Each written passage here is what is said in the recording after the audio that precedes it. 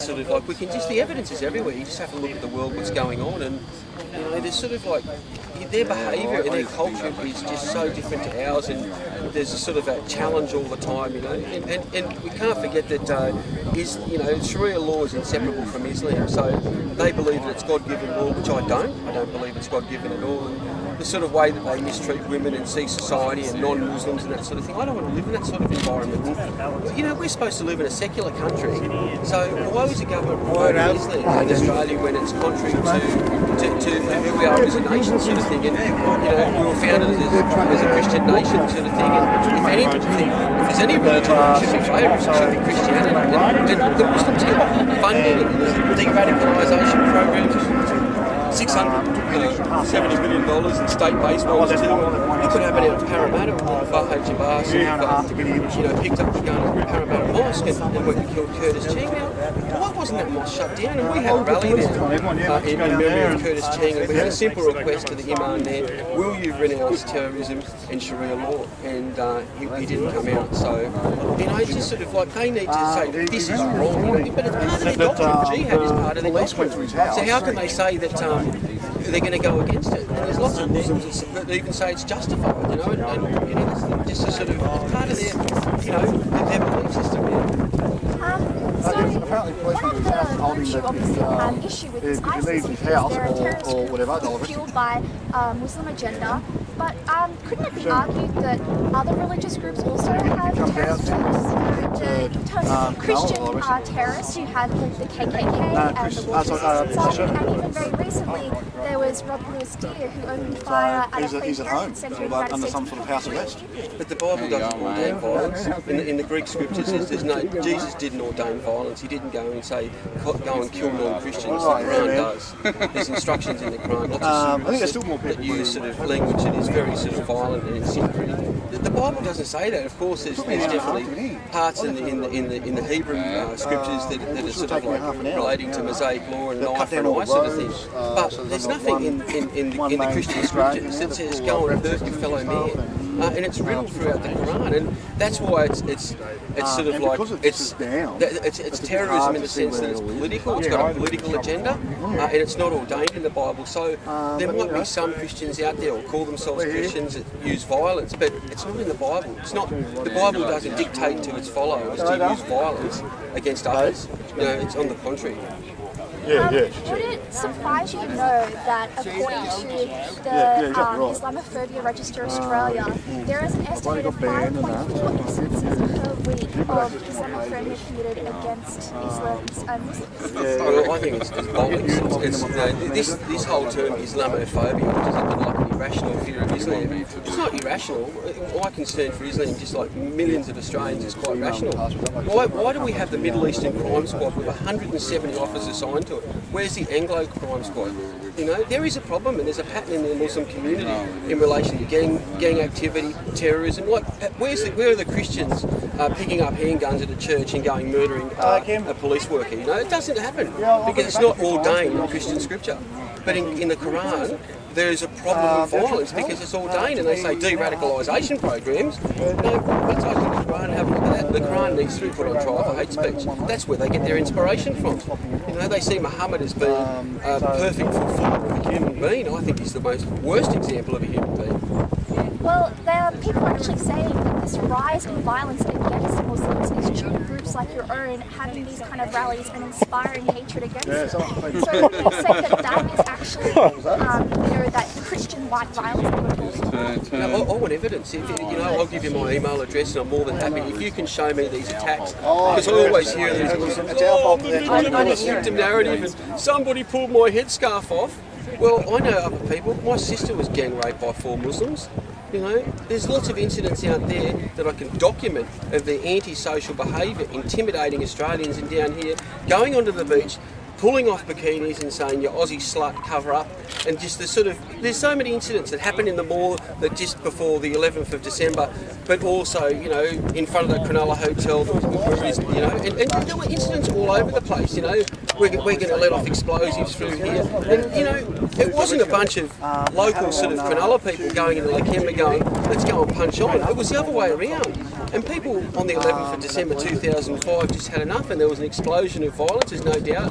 There were, you know, incidents perpetrated by Australians which are, you know, not acceptable, and there was violence, and that's a shame. And, you know, everybody's got a right to protest, and, you know, by all means, if people are frustrated, stand up, you know, whether you come from the left or right, but yeah, violence should not be used.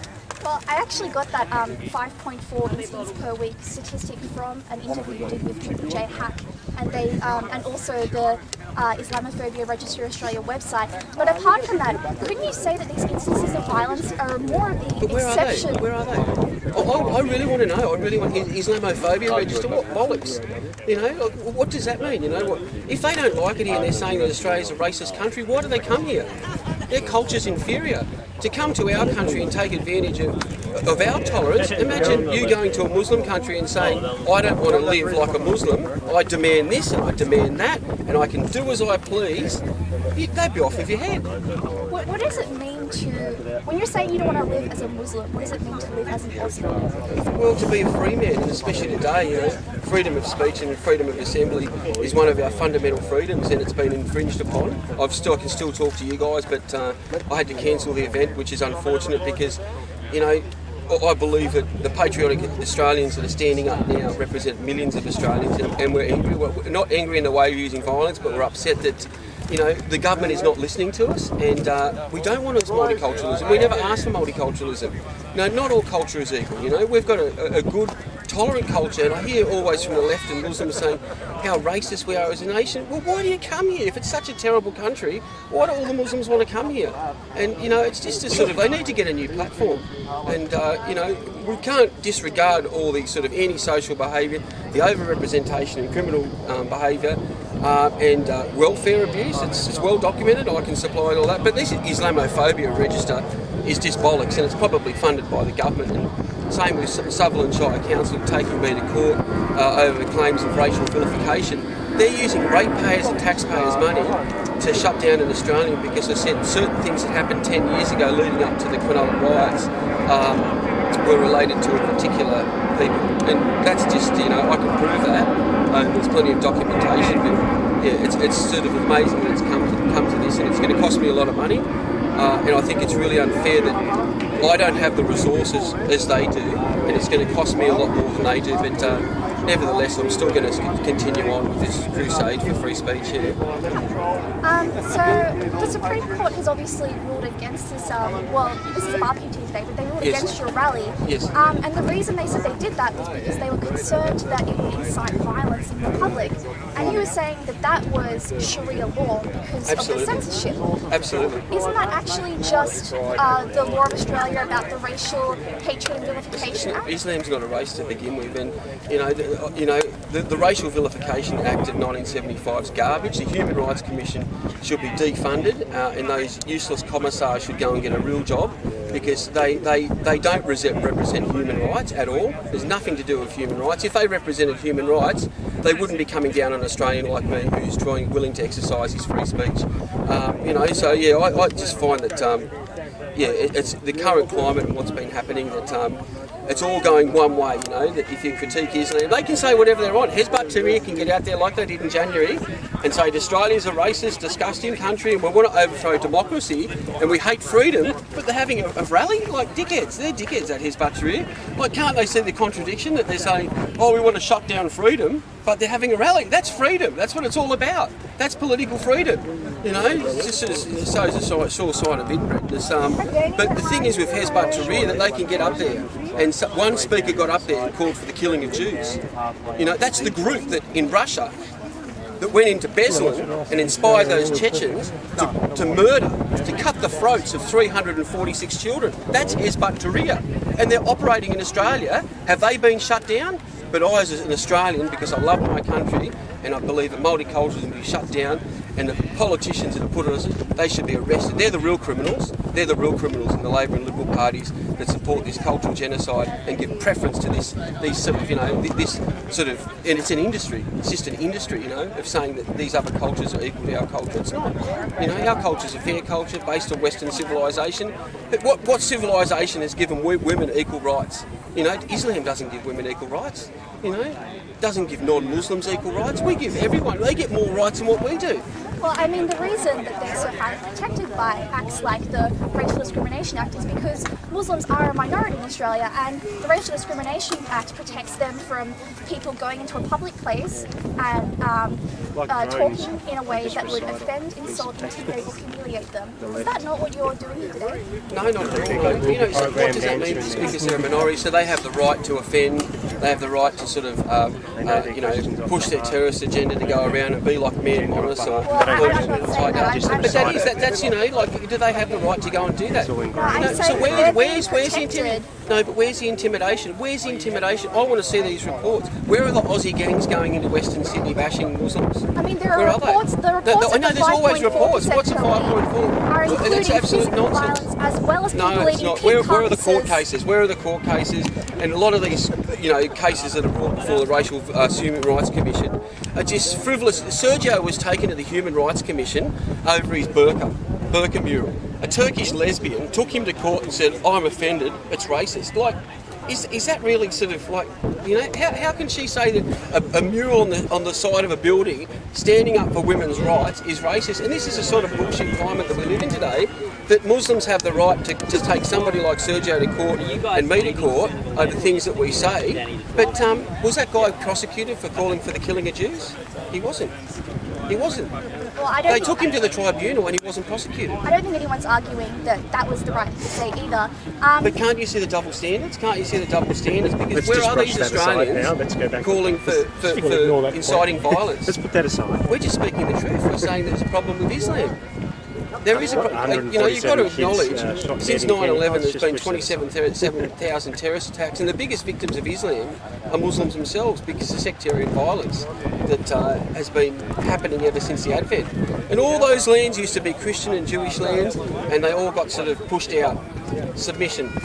If you're saying that the Muslims themselves are also the victims, then can't it be They're the victims of Islam. Can't it be equally They're the argued, victims of their own faith. Can't it be equally argued that the people who are performing these terrorist attacks are the minority and not the majority? They don't represent their religion, just like the KKK doesn't represent Christianity. Yeah, no, the KKK is quite different, because they don't go out there and say in the name of Jesus. They do actually. No, say they that. don't. They don't say, well, you show me a scripture. As I said, in the Christian scriptures, I'm more than happy to debate this. I'll bring a Bible, and you tell me where it says kill the non-believer. I would like to see that, but I can show you in the Quran. There's plenty of surahs that incite violence against non-believers, against people of the book. That's where they get their inspiration from. What inspires a 15-year-old to go to a mosque and pick up a handgun? A 15-year-old, and we just had youngsters yesterday arrested, 5 of them. Where are the Christians or the secular people or the Buddhists, or even the Jews? Where are these people being on charges of inciting hatred or using terrorism as a means to achieve their objectives? I mean, what incites a 15-year-old to, in 2005, blast one police officer and 2 ambulance officers while they're trying to protect Muslim or Middle Eastern people of appearance? Yeah, and what inspires people like the Scaff brothers to go and rape Australian women, go on a rape campaign, raping Australian girls, asking them, "Are you Australian?" And that Jewish girl that had a Star of David on it, was raped 25 times over the weekend. Why don't we show? Why doesn't the media show concern for these people, or the Ashfield rape? And when it was brought up in court and they tried to justify it, they said, well, it's Pakistani culture, this is justified in Muslim culture. They were sluts, they should have covered up. And Halal Rifi said, Sheikh Halali said, I'll take that back, not Rifi, apologise, but Halali said many years ago that women who do not cover up are fair game. That's a pretty sort of, And last year we had a protest in Rozelle, an Iranian asylum seeker was there, and he not only raped the woman, but he bashed her over the rocks, and we had a rally there. And had the useful idiots, I can't believe it, there's some white people, they don't see the issue and they just don't want to understand the issue, acknowledge there's a problem with Muslims, and it was about a rape victim. You know, that these asylum seekers are coming in, and we had a protest at Macquarie University too, that there was also a rape out there. You know, like, it is happening in our society. And, you know, there's lots of evidence to suggest, you know, as I said before, why is the Middle Eastern Crime Squad, why do the Muslims have a special crime squad dedicated to their behaviour? You know, there are problems in society, and, you know, we need to talk about it, but when we do talk about it, Australians are branded as racist, you know, bigots and that sort of thing, and it's unhealthy for debate. But, you know, I understand Muslims, their right to you know, to protect their own identity in the Middle East, and, you know, US and Australian foreign policy is just rubbish. We need to get out of the Middle East. It's just as much as we've got a right to protect our identity. You know, like, we're going to be a minority in the next 30 years with all this immigration, and Australia's changing very rapidly. Why is the government doing this? Do we have a say in this? Because we're Australians, and when we do try and have a say, they try and shut us down. Yeah. I mean, we can have a missing contest all day about Anglo-Saxon crimes versus Muslim crimes. There's no such thing as Anglo-Saxon crimes. There's two tribes out of Germany. Australians aren't referred to. The left like to refer to as Anglo-Saxons. Some people say, but you know, we can't disregard the behaviour of Muslims, and they feel justified. What would you call people who are referred to as Anglo-Saxon? Because they're two different tribes. Yeah. Second generation Russian immigrant.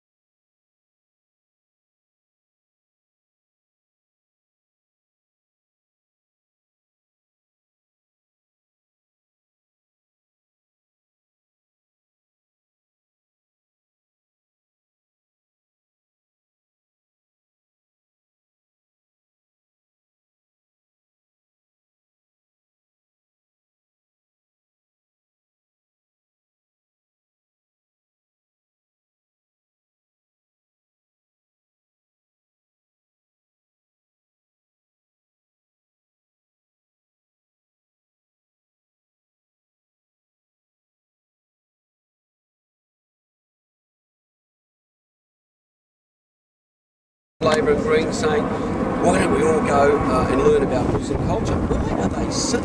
Do you ever hear them promoting, you know, Christianity? You know, they're giving special privilege to Islam, and they shouldn't give special privilege to Islam because it's got nothing to do with our culture. We're supposed to be a secular nation, and I wanted to stay as a secular nation. Islam is impossible of having a secular nation, separation of mosque and state. They're all theocracies at different varying levels, of course, but you know, that's a problem. You know, I don't want to live in a theocracy. I don't want, you know, the cardinal saying to me as much as I want an imam saying to me that this is how I should live my life. Yeah. If you're biased negatively towards one ethno-origin group or a religion, does that not make you a racist? No, as I said, I'll give you $1 million right now if you can tell me what race is Islam. Well, that's why I said What race? ethno-origin. No, you know, but they're not. Muslims come in all colours. Yes, they're not an ethnic. ethnicity. No, they're not ethnic. They're not ethnic. These Greek Muslims, Italian Muslims, American Muslims. No, Chinese they're not. Muslims. Why are they protected? No, they're not. They're protected not the same way the Indonesian Jewish people are protected No, as an ethno-origin. the Jews are quite different. The Jewish Jews are Muslims? quite. There is an ethnicity in some Jews, but you know, that's open to debate too. But Muslims are not an ethnicity. They're not a nation. They don't come from a nation. They come from tribes. They come from many different tribes, and they're many different colours. It's a religion. It's a political ideology. And I'll give you $1 million right now if you can tell me what race is Islam. You know. Thank you very much for this interview. It was a very spirited debate. Thank you. Thank you. I know you're going, mate. Yeah.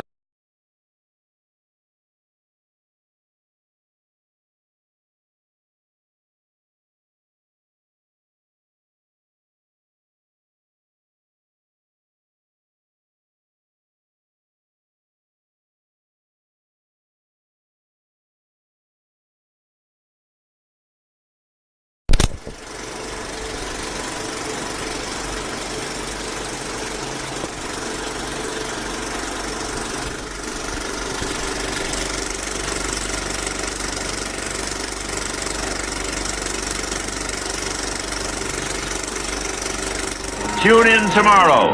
Same bat time, same bat channel. Bye for now.